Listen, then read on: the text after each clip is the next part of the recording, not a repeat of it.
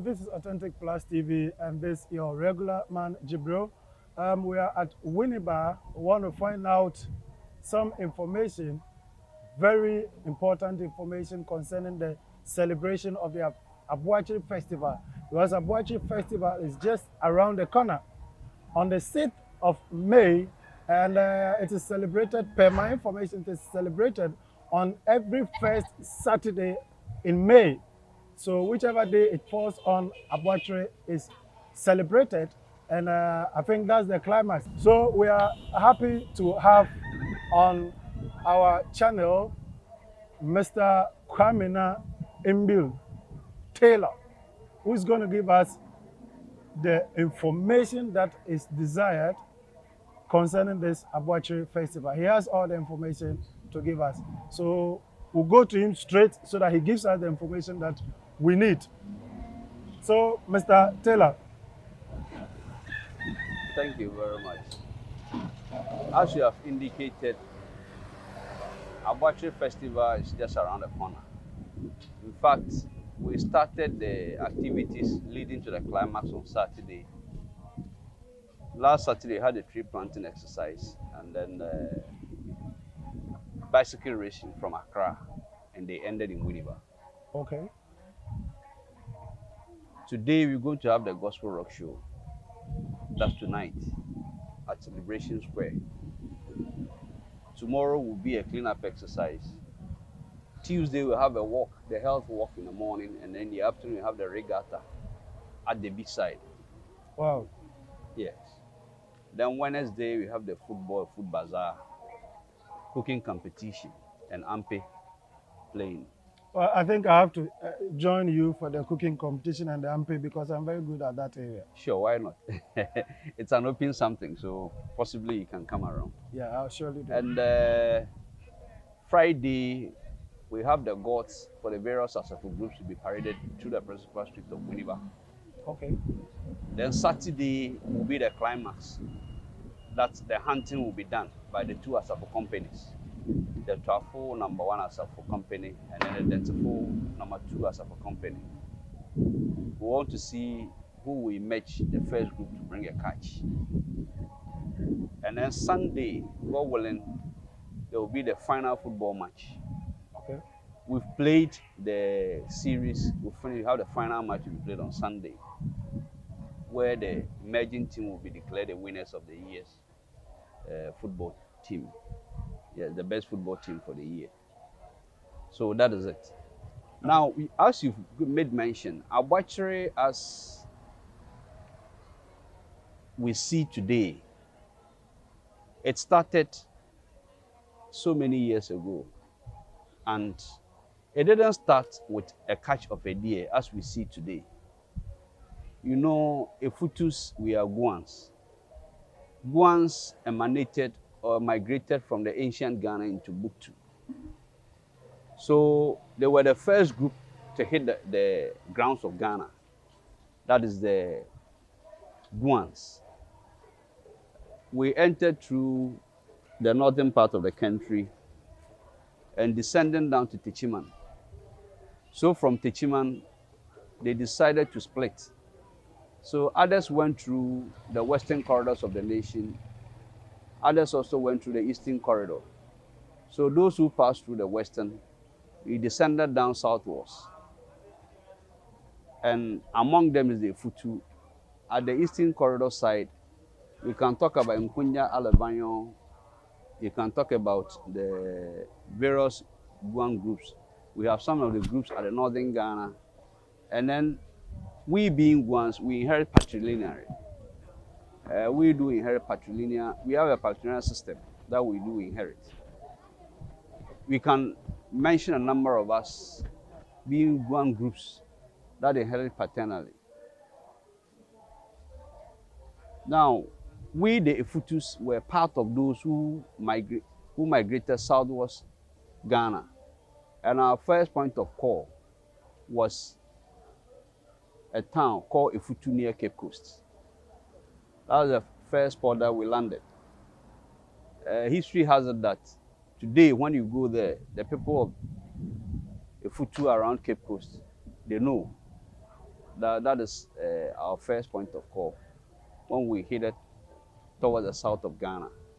And then even around that time, it's even believed that before the establishment of Elmina, and then the chief King Kwamna and son of Elmina, around that time, Efutus got there before that king was even installed. Now, coming back to the eastern side, we also got to a point called Joma, which is closer to Apam, today Apam. And the literal name for Joma is Edri Nemba. So one part of the Efutu group, stay there, and today, when you go there, you find that town around Apam, Joma town. The people there also Efutu. Yeah, so from Joma, part of them also continue the journey. Then they cross the Manko Hill. At that time, it was early in the morning where dew were falling. So when they saw the dew on the mountain, they thought it was a town. And they said in the Efutu language, "Aye Omaku," that look at a town which has separated itself and found a mountain. They got there was nobody there. The place was bushy. So they continued until where they found the water. But they tasted the water was salty. That's the lagoon. And in the Efutu language, we say boni, muni boni. Muni boni. Muni, te onutan, insun, no yedzing. Okay. So Muni boni. Muni boni Means boni, oyedzing. Oh yes, it's difficult to drink. Yes, that is it. Okay, so it was So salted. out of that name, that we got the name Muni. So we believe that there's a god, which normally they perform sacrifices to. So they named that god as Muni. Muni. And on Wednesday, we don't go there. We leave that day for, our forefathers had some wisdom in protecting whatever natural things that we have. For instance, it is a norm that on Tuesdays we don't go to sea. That we believe that gods and others, they operate there on Tuesday. It is never so, but we believe that on that very day, people don't go there to work. So things that can lead to the sea refreshing itself, and then the fisher folks also putting their things together, and then go for the fishing the next day. So on Tuesday, we don't go fishing. That same vein, on Wednesday, we don't go into the Muni Lagoon. So we named the god there Kweku Boni, and today we say Kweku Moni. Now the journey still continued because we wanted a potable water to drink. So once you get a salty water and we cannot drink there, we need to do formal searching. So they continued, we stayed here, and people still patrolled to see whether they would get a good water. So at a point, we get to the Ayunsu River, where in the language of Efutu we say, Aninyansu. We've gotten water. Aninyansu. So that corrupted the name to be Ayunsu River. We now come back to how the festivity of Aboakyire started in Efutu. Okay. In all their journey, that's our forefathers, the Efutus. Our journey from the ancient Timbuktu, through Techiman, through Efutu, Joma, and finally here, they had a deity which was guiding them. They believed that was their protection. And the deity was called Otu. Otu. So when they finally had water and they settled in Winneba, the place where the first settlers settled in Winneba is called Pinchi. That's around the Winneba prisons. Okay. It's called Pinche. Pinche. So where they landed, they added the name Pinche to the Otu and call it Pinche Otu. Okay. So that is the deity. Now they do the sacrifice to. Okay. Okay. Now, annually, what happens is that they sacrifice a human being to the Otu deity. That's what you do now? No, this time we don't kill human being. That's Okay. why we use the deer. So which year are you referring to? So what happened was that for the killing, they don't kill just anybody, but they kill among from themselves. You mean those days? In those days. So 1 year they will sacrifice one person to the deity. Do they have specific people that they were sacrificing? History has it that no, they from among they themselves, because where are you going to get a person? So from among themselves, they sacrifice one of themselves to So the deity. what I mean is, who will the axe fall on? Was there a particular? No, they decide. They take a decision. Yes. So you wouldn't know that the axe is falling on you. Yes. You'll be there and they just take you and slaughter you. Yes. So that was the practice. That was dangerous. And it got to a time they realized that no. So if like every year we have to kill one of us, then certainly it will get to a time the story will not be palatable. We can even be diminishing. So They'll be killing themselves. yes. So they had to do consultations to the god. The person who did that was Opeyin Kwesina. Opinion, Kwesina. He did a consultation. Okay. It came up that then they should sacrifice a leopard. A leopard. Yes, leopard or a tiger. So they have to go and hunt for that animal in place of one human being. And before you get that animal, imagine how many people will die before you bring that animal. So that was even more dangerous than when Than they sacrificing were one person. One person.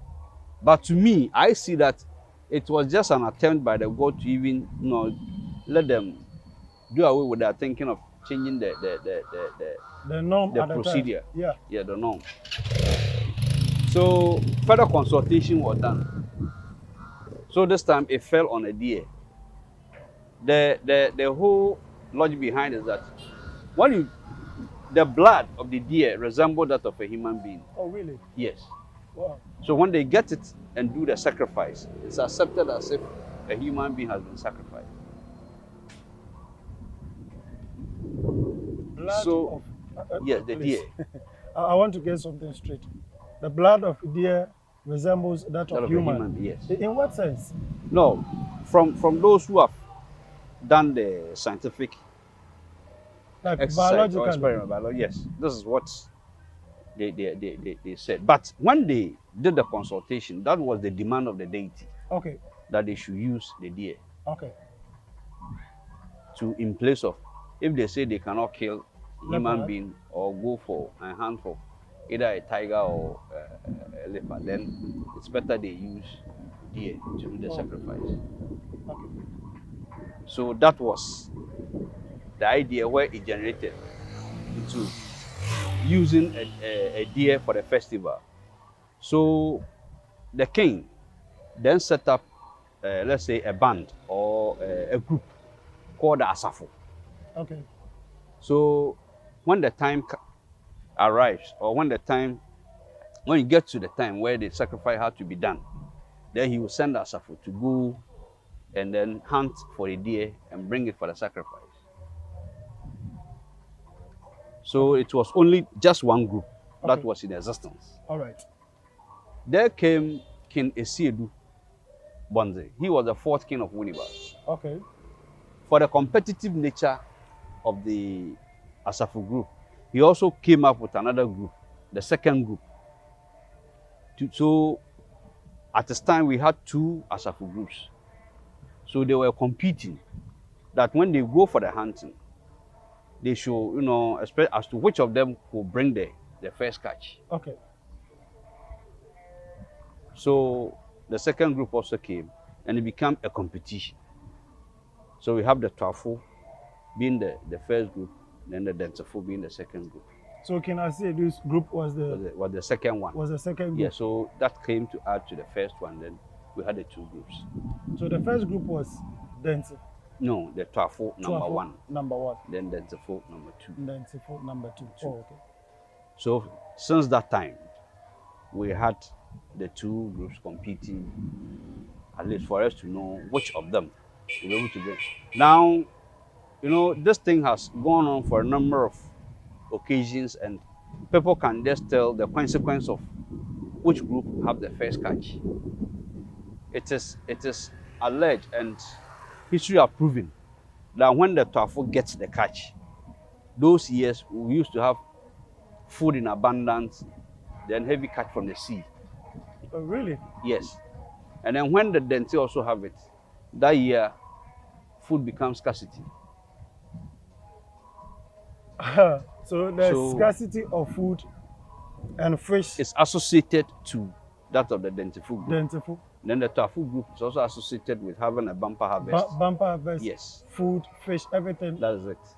So last year, which group had the catch first? Last year they all had it, but Twafo came first. So Twafo represent bounty of food? Yeah, that is it. So this is the what people had associated the catch to. And it has proven in the history to be correct. That is it. But the catch that they bring, that doesn't matter the size.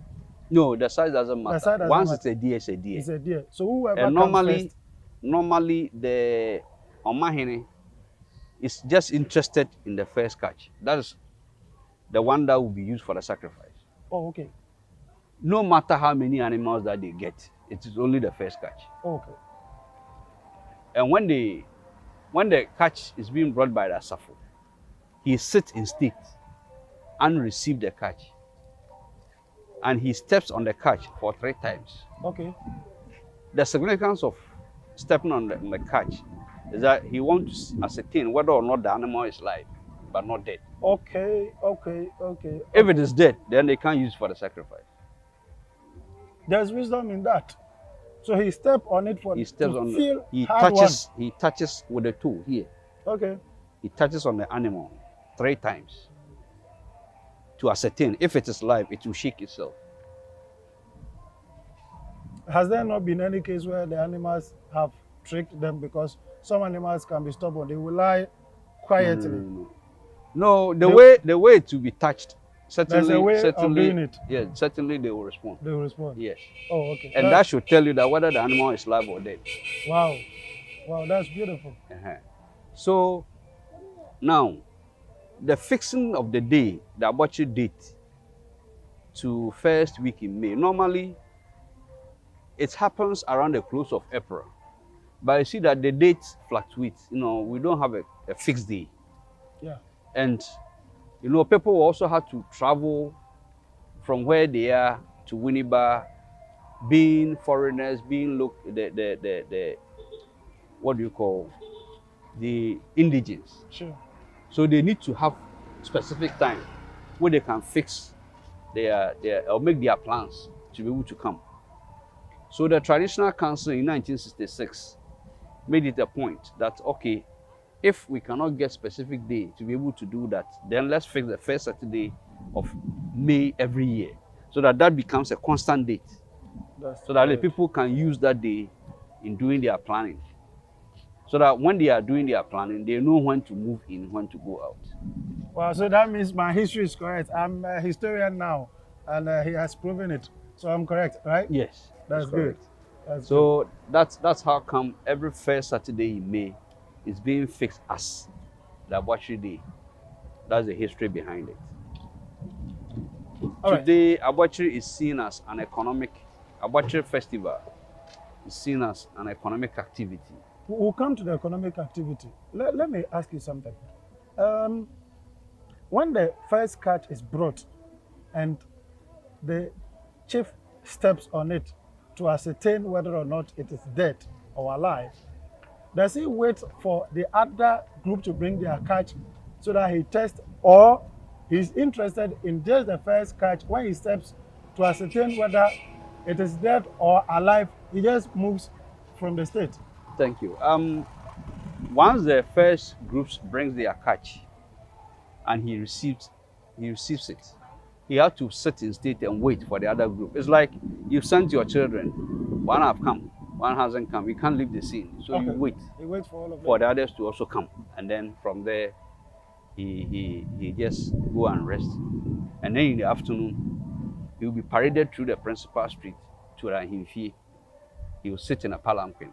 Okay. For them to be, for him to be paraded through the principal street to the palace. Okay. So you said the first catch is what is used for the sacrifice. Yes. What happens to the other ones that the other group will bring? No, they can add it. They can add it to it, but the sacrifice is done with the first animal. Okay. As for the rest, they can just. So when they have slaughtered, use that is now, what I am interested in. Yes. What happens is that after the chief has stepped on it thrice and has ascertained that it is live, the Durbar grounds is held at the AME Zion School, okay, around the Vodafone office. Okay. So we have priests and priestess that will receive the animal at where we normally call taxi rank. You see, there's a statue that has been done with somebody holding the crown or the okay, near the Methodist church. Yeah, near the Methodist. Sure. So they place the animal there. The priest and the priestess will tie the animal with specially prepared sticks. Okay. So they will leave it there till the night. Then another group, we have, in Widiba, we have so many houses that are designated to do or undertake some customs. One of them is called the Achampoano. Okay. So in the night, they will go and carry the animal. That place that around the taxi is called the Abosomba. It's called Abosomba. It's believed that there are smaller goats around that place. Okay. So they go and carry the animal from there to a place around we call Alatakokodo. We call that place Titiguado. Okay. Titiguado. So it's a meeting place where usually, or in the ancient days, the elders of the town meet there to perform certain rites. And there's a goat there. So they place the tied animal there. Then they leave it there till the next morning, that's a Sunday. So in the Sunday afternoon, they go there and do a bisetir. That's where we ask. This group brought first. Now the God should be able to tell us what will happen within the year. Are we going to have a bumper harvest? Are we going to, will there be famine or whatever? So they use the first catch to do that sacrifice to the deity. So that means that in Winneba, you don't care what the economic policies of the government is. You already know what is going to happen in the country. I wouldn't say that is the case, but as the practice have gone on for a longer period, people now associate the outcome of a group having the first catch, and then when they do the ibisetir, the results that come. So people have been able to study for a long time and can now say that if this group brings the animal, and when the custom is being performed, now this is the outcome, and for that matter, the ensuing year will have this situation coming up. And that is what happens. Yes, and that's what so happens. It means you people, before it is time. You're always ahead of us. Is that not correct? It's correct. That's correct. right. That's right. I love that. I love that. Okay, let's proceed. So after the bisetir have been done, normally when they slaughter the animal, certain part of it are given to certain specific households. So it is not everybody that eats it. Oh, okay. They use the animal for sacrifice, but certain parts are reserved for certain houses. And there are some particular people who take that meat. Oh, okay. Yeah. So if you don't fall within the category, you don't go near. You don't go near. Yes. You don't enjoy it. What happens? No, there is a history behind it. Oh, okay. There's a history behind So it. assuming you have a friend in the house and you went and food is served. No. They don't use it for. No, they cut them into pieces. Okay. So those who have gathered there, they enjoy the meat, but those specific areas or pieces of the animal that are left for those houses, they send it to them. Those particular houses. But if you don't belong there, you don't eat it. You don't eat it. Yes. You will not prefer to eat, or they won't allow you to eat.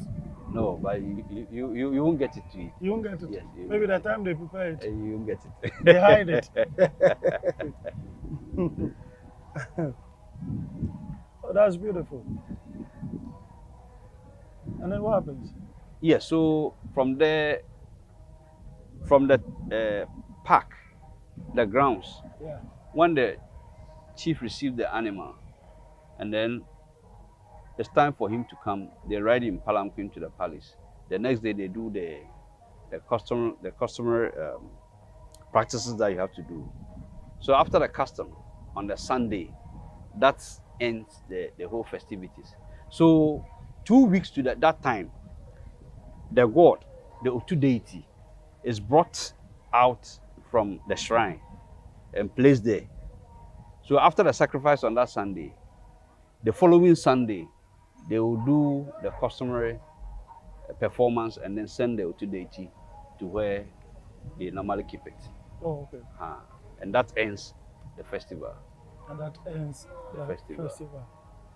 And that so this time, because of the date, we do a week, the last week in April, and then enters into the first week in May. Oh, okay. So for that's 2 weeks. You know, we started this yesterday. That was Saturday, and that was 29th. Today is 30th, Right. and we are finishing on the 7th of May It is Sunday. this year. It is Sunday. Oh, okay. That's beautiful. That's beautiful. Well, you know, this festival, sometimes there used to be a lot of, you know, if you like, some quibbles, qualms between these two groups.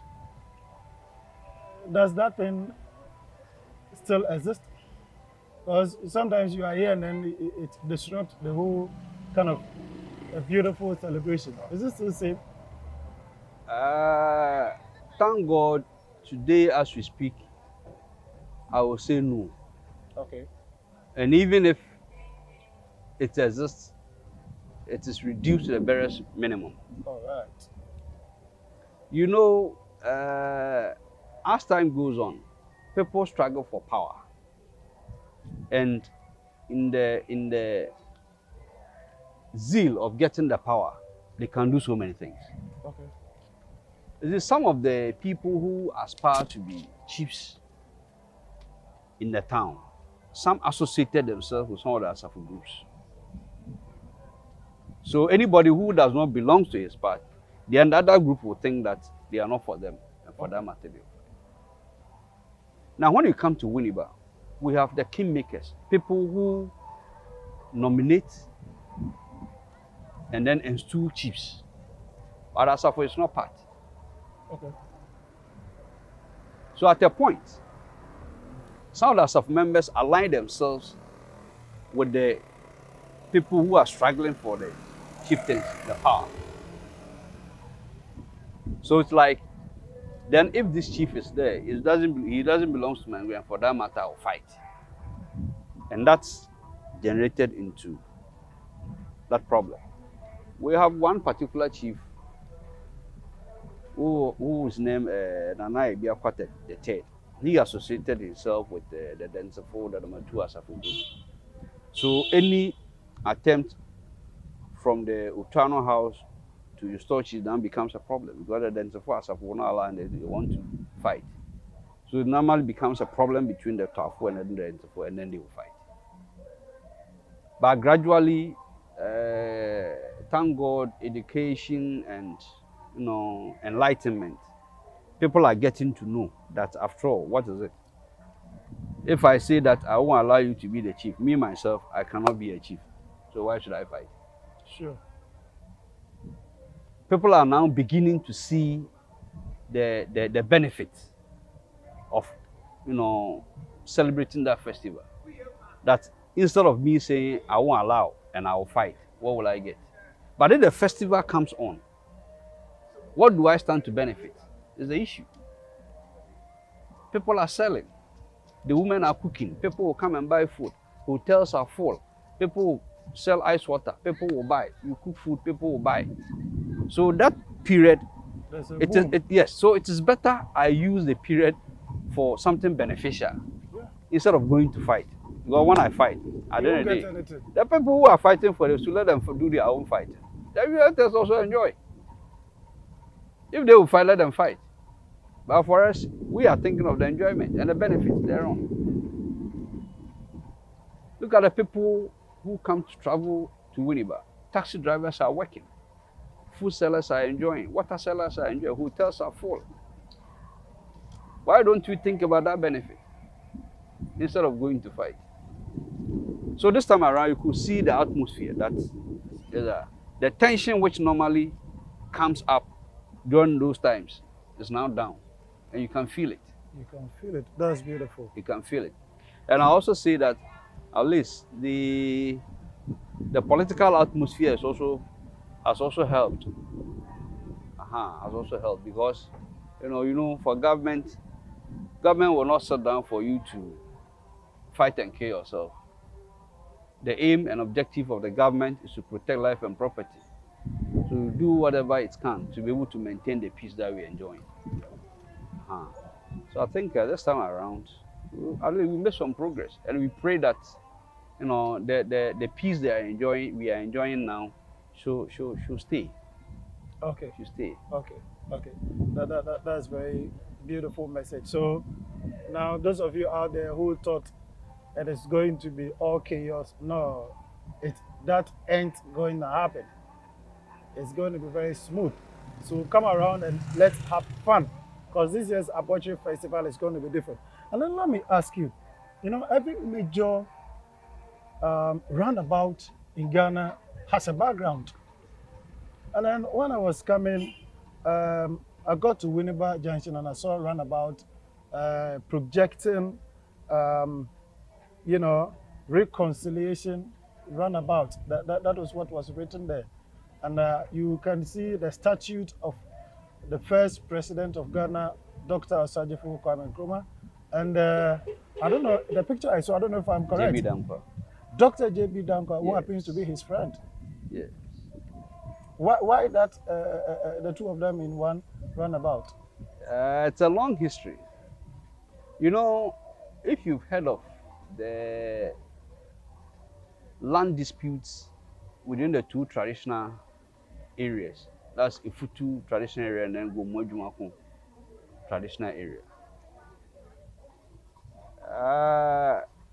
The dispute arose as to the boundaries between the two traditional areas.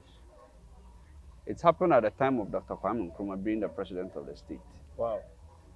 And then Nkrumah set up a committee headed by one Commissioner Jackson. So Jackson, we have the Jackson's Commission. They did their search, they came down, did their investigations, and then Jackson also brought up their report. But the Efutus rejected because we are two people fighting on one thing. You are investigating into the matter, but you seem to associate yourself with one group against the other.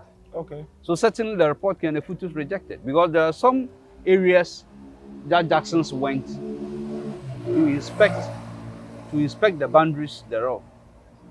However, the Efutus were not involved. So when they brought the report, the Efutus rejected.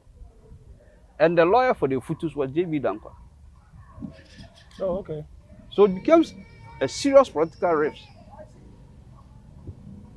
At a point, J.B. Dankwa, through the political struggles, suffered a lot under Nkrumah's government. So we thought it wise that no, Gomwes, they are also human beings like ourselves. We are not fighting to kill ourselves. So there's a need to bridge that friendship unity. After all, it's a land that we are fighting about, where we are one people. You are closer to us, you're also closer to them. We need not to fight. So at least it's a sign of showing that at least there is some kind of unity. Because we have a lot of people from who attended school in Winneba. In those days, Winneba was booming. Likewise, we also have some Efutus who today, staying around their places. And currently, from the Gomwedumako side, you can only talk about Pomadze and Asebu, which has come in between Winneba and its environs. Because Pomadze wasn't where it is now. Okay. So after the Swedu Road, Winneba Swedu was constructed. That is when they moved to that place. Formerly, they were not here. Okay. But going forward, why do we fight? It's better we fight through the corridors of judiciary instead of, doing the physical punches through the barrels of the gun. So that's the history of. It's a beautiful history. Yes. So I hope there is peace now. No, but we are not fighting. It's better we fight through the papers. So there is peace now. Oh yes, why not? Okay. Let me ask you, where did you attend your secondary school? My secondary school, I attended Gomwa Potson T. Amadia Secondary School. Gomwa Potson T. Amadia Secondary School. Yes. So who is Ekomok? Ekomok. For people who call Ekomok, I don't know a number of them. You know a number of them? Yes. Oh, okay. We had some in Winneba. Oh, okay. And then Ekomok, one we used to call Ekomok around Potson was it's called Kwekusaki. Oh, okay. He's diseased. Oh, really? Yeah, he's passed on. He's one of our sports giants. Yes. Yes. He's from Winneba here. Yes. I used to know him growing up. I used to see myself. Him up, and then you yourself. I was also a sports boy. Yes, I know you, but you don't really? know me. Oh, really? Yeah. So that's the beauty of it. Yes. So once there is peace, I mean. Sure, why not? That's beautiful. We always wish to promote peace instead of fighting. Yeah, that yes. help us. Yes. So that's the beauty of it. Wow. So what's the theme for this year's Aboakyire? Theme for this year's Aboakyire is embracing all to come together. Formally, because of these scaffolds that you spoke about. Yeah. So this time around, we are calling on everybody to come on board. Let's all participate to ensure that we promote Efutu. Okay. Yes, so that is, and and the team suggests that there's no division, and we are not trying to shy away people, but we are rather, inviting everybody to come on board, so that we see that Efutu progresses. Okay. Yes. Okay. So this takes me to my next question. I just saw a very beautiful edifice with the inscription Heritage Center, and with some statue on top projecting something. What is it about, the Heritage Center? Yes, the Heritage Center came as a wisdom or a baby. It's a baby of the incumbent member of parliament for the Efutu constituency, Honorable Alexa Fanyamakin, who also happens to be the deputy majority leader of parliament. Okay. Currently. That is the place. Those ideas came out from the party leadership, and we helped him to put that edifice in place. Myself, but then I was the concerned secretary for the current government. Oh, okay. I've been the concerned secretary for 3 consecutive times. Okay, that's good. So this year, because of my schooling and time, I had to give in for somebody else to also that's the beauty come of and it. help. That Because after I cannot be there forever. That's it. And coming back to politics, I may fight for something higher. I wouldn't come back as the For provincial the city, secretary. yes. Yes. So that edifice was put up by the member of parliament. Currently, it is there that we showcase some history about Efutu. When you go there now, we have facts, pictures on Aboakyire festival, pictures on the famous masquerade festival. Efutu's, our main festival is Akumasi. Aboakyire is not a festival. Your festival is Akumasi. Akumasi. It is celebrated in August. I thought Akumasi is for the Breku people. We are the same people. Oh, really? Yes, we have a term, a phrase called Omasa. Oma Esa. That's Omai Ibasa. Okay. Ewutu, Efutu, Senya. Oh, right. So we are one people. Our festival is Akumasi. It wasn't Aboakyire. And it's celebrated in August. Does that mean you celebrate two festivals? Yes. Oh, for the festival, you have plenty of festivals. But, Aboakyire has now, overshadowed the rest because of the competitive nature and the excitement, the enthusiasm that people have in celebrating the festival. So now you could see that has rather now become our major festival. But our major festival is Akumasi. So you've been celebrating Akumasi yes, too? During August. We celebrate it a week before that of Senya. Oh, really? Yes. And then from My first Senya, time of hearing. And then from Senya, Ewutu also do celebration. Akumasi is not popular with Efutu, yes. It's popular with it is during that period that people who have traveled come home, where people come for marriages, where if there are disputes, they have to settle around in those times. Oh, okay. And then when Akumasi is being celebrated, the deceased, those who are dead and gone, that's when we remember them. All right. So like the children of that disease will prepare meals and send it to the abode or the house of that, or the family house, the prama, we call it prama. Okay. So you send it there for the people there to also enjoy the food. And normally we do that by crying during the dawn, the early hours of the day. Yeah, there's no doubt that Aboakyire Festival is one of the major festivals in the country, which has the attraction of the international community. Those in the diaspora, Europeans, the Americans, the Asians, everybody want to come down here and watch. And we've been coming and we've been seeing a lot of, people from various diverse cultures and all that across the length and breadth of the country. The whole globe, everybody comes down to Winneba here. What should they expect this year? This year, the celebration will be more excitement or more excited than the previous years. Why am I saying this? And you could read from the theme. And as you already indicated, formally during this celebration, you could see scuffles and misunderstanding, those things come, and a lot of tension. But today, as we speak, and we can even feel for yourself that tension has gone down.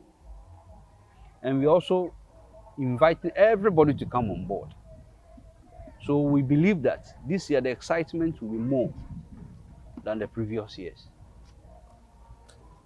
To be more than the previous years. Yes, you said it all.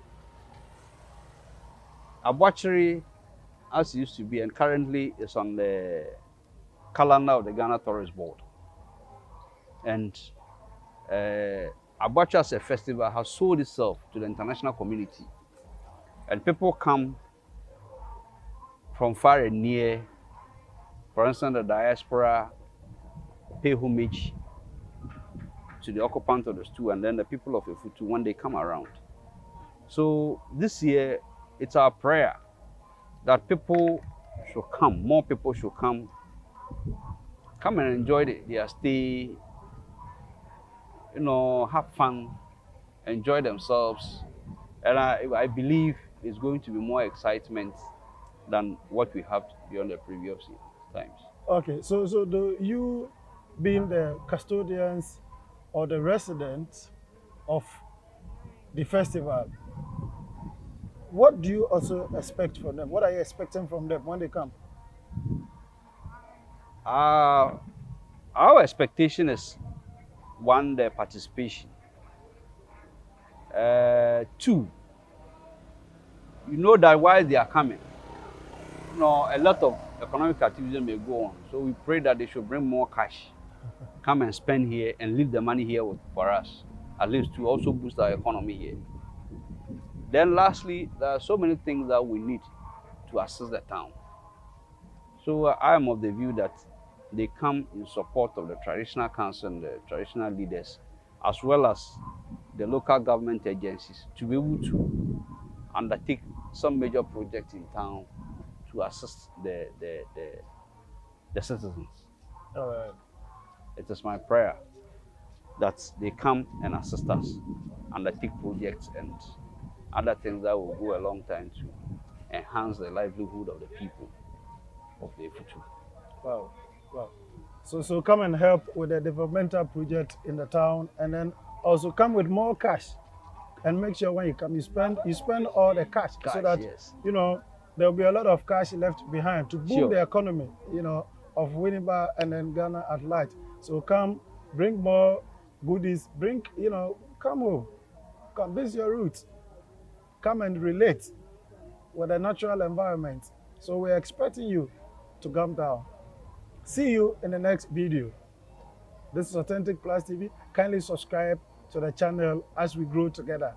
I need you to do that for me. Okay? We are family now. See you.